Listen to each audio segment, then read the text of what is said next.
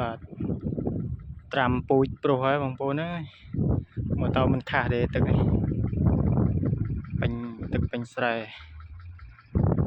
ចឹងមានតែត្រាំពូជប្រុសវាហើយ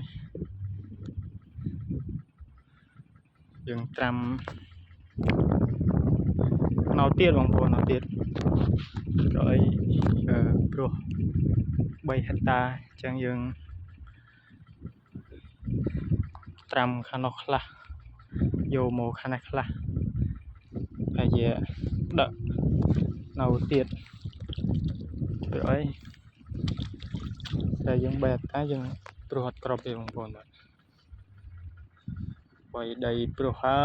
យឲ្យចាំខាស់មិនខាស់ទេទឹក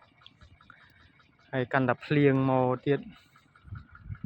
ទឹកពេញស្រែពេញណាពេញណីបងប្អូនហ្នឹងហើយ